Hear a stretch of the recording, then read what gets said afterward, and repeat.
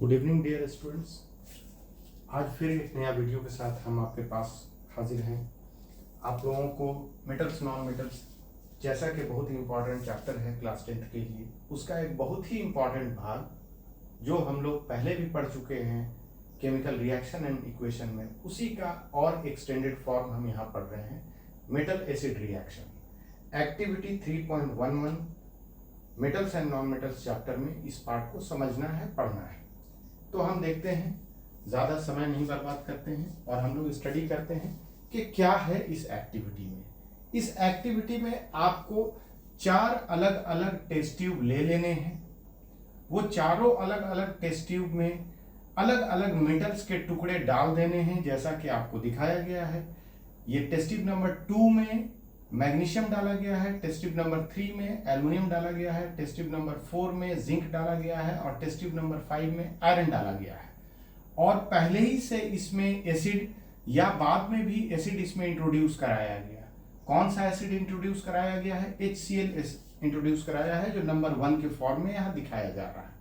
अब जैसे ही ये चारों अलग अलग मेटल्स डाल दिए गए रेस्पेक्टिव टेस्ट ट्यूब्स में, तो हम देखें कि फिजिंग स्टार्ट हुआ, रिएक्शन स्टार्ट हुआ और गैस निकलना शुरू हो गया। और ये भी हम क्लियर कट ऑब्जर्व कर पा रहे हैं कि मैग्नीशियम में गैस तेजी से निकल रहा है, एल्युमिनियम में गैस उससे धीरे निकल रहा है, जिंक में उससे भी धीरे निकल रहा है, आयरन में तो नहीं के बराबर निकल रहा है।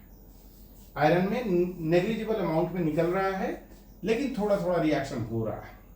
तो हमने इस फिजिंग को देख के गैस के अमाउंट को निकलने से हम ये जरूर एनालाइज कर पा रहे हैं कि मैग्नीशियम सबसे ज्यादा रिएक्टिव है एसिड से, उसके बाद एल्युमिनियम, उसके बाद जिंक, उसके बाद आयरन।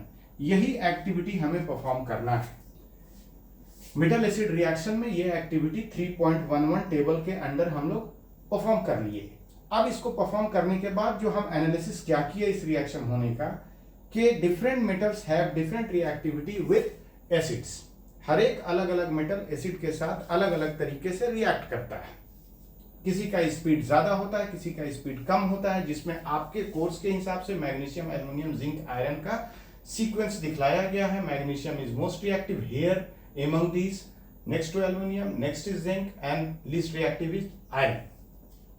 अब हम अगर इसी रिएक्शन को वर्ड्स में कन्वर्ट करें और एक वर्ड इक्वेशन लिखें, तो वर्ड इक्वेशन ये बनेगा कि मेटल जब एसिड से रिएक्ट करता है तो सॉल्ट और हाइड्रोजन गैस बनता है।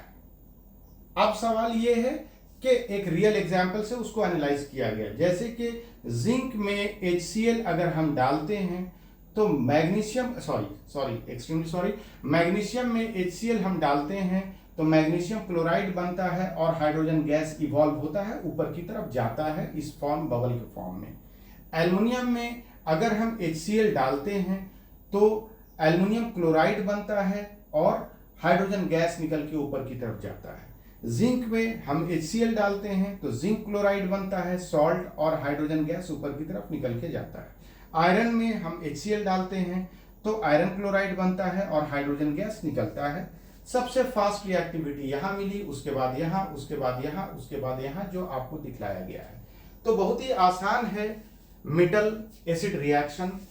कुछ नहीं है, जब भी कोई मेटल एसिड से रिएक्ट करता है सॉल्ट और हाइड्रोजन गैस बनता है, ये माइंड में बिठा लेना है और कहीं पे भी कोई कंफ्यूजन नहीं लेना है।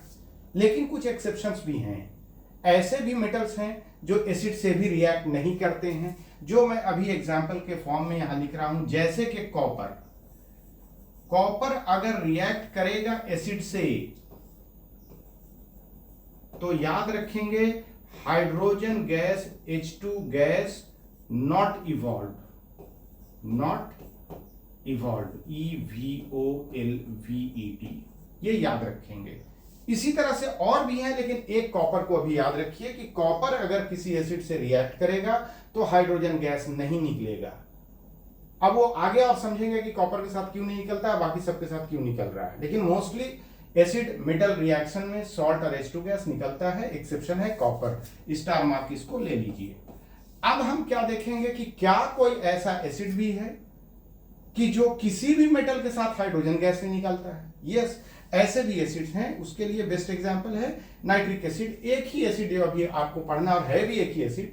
नाइट्रिक एसिड ही वो एक ऐसा एसिड है जो कभी भी मेटल से रिएक्ट करेगा तो हाइड्रोजन गैस नहीं निकालेगा। हाइड्रोजन से रिएक्ट करके नाइट्रिक एसिड जो होता है, सॉरी, मेटल से रिएक्ट करके नाइट्रिक एसिड हाइड्रोजन गैस नहीं निकालता है। तो यहां लिखा हुआ, कोई पूछा क्यों नहीं निकालता है, तो यू हैव टू आंसर कि नाइट्रिक एसिड एक ऑक्सीडाइजिंग एसिड है। नाइट्रिक एसिड एक ऑक्सीडाइजिंग एसिड है और हाइड्रोजन को ऑक्सीडाइज करके H2O बना देता है। ये देखिए यहां पे हम उसको अंडरलाइन कर दे रहे हैं आपको ग्रीन कलर से। हाइड्रोजन को ऑक्सीडाइज करके क्या बना देता है, H2 को ऑक्सीडाइज करके H2O बना देता है। और इटसेल्फ नाइट्रिक एसिड खुद रिड्यूस होके, खुद को रिड्यूस करके NO गैस बनाता है, NO2 गैस बनाता है और N2O गैस बनाता है। रिएक्शन टू रिएक्शन डिपेंड करता है, कभी किसी के साथ NO गैस बनाएगा, कभी किसी के साथ NO2 गैस बनाएगा, कभी N2O गैस बनाएगा। तो नाइट्रोजन के ऑक्साइड्स में कन्वर्ट हो जाते हैं नाइट्रिक एसिड। ठीक है, तो अगर कोई क्वेश्चन पूछे कि क्या मेटल नाइट्रिक एसिड रिएक्शन में हाइड्रोजन गैस निकलेगा, तो आपको बोलना है हाइड्रोजन गैस नहीं निकलेगा।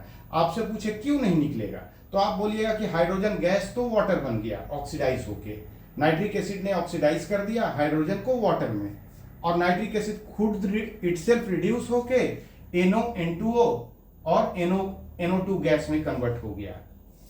नो NO2 N2O में कन्वर्ट हो गया, याद रखा करें, नो NO2 N2O में कन्वर्ट हो गया। अब कोई भी एक गैस बना होगा, वो रिएक्शन के कंडीशन पे डिपेंडेंट है, हम लोग देखेंगे वो बाद में हायर क्लासेस में।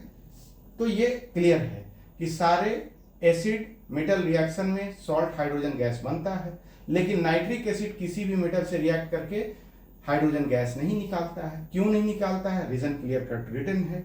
अब हम नेक्स्ट देखते हैं, कोई साइंटिस्ट अगर ये सोचे कि नहीं कहीं तो निकालता होगा, तो यस, नाइट्रिक एसिड एक ही कंडीशन में हाइड्रोजन गैस मेटल के साथ निकाल सकता है। वो लास्ट स्लाइड को देखें, वो ये है, metal nitric acid H2 gas निकालेगा।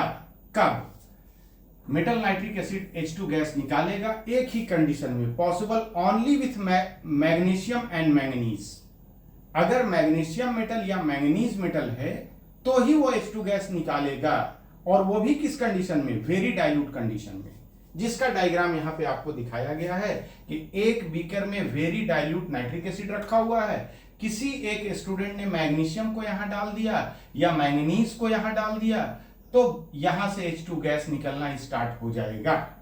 तो this is very critical situation कि नाइट्रिक एसिड कभी भी H2 गैस मेटल के साथ नहीं निकालता है, लेकिन एक कंडीशन में वो नाइट्रिक एसिड मेटल के साथ H2 गैस निकालेगा। वो कंडीशन ये है जो लास्ट स्लाइड में आप देख रहे हैं। तो इस तरह से आज की स्टडी आप लोगों की कंप्लीट होती है।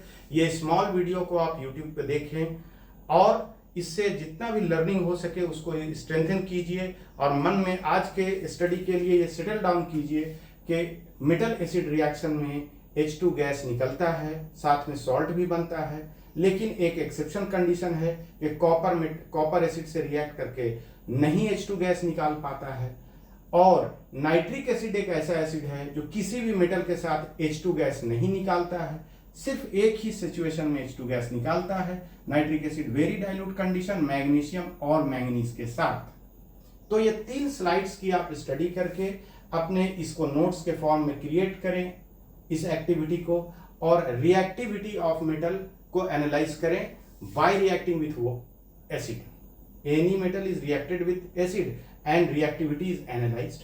And in the first slide, वो पहले स्लाइड में हम उसको देख पा रहे हैं कि रिएक्टिविटी का सीक्वेंस ये मिला, हाईली रिएक्टिव मैग्नीशियम, उससे कम रिएक्टिव एल्यूमिनियम, उससे कम रिएक्टिव जिंक, और आयरन सबसे कम रिएक्टिव हो गया।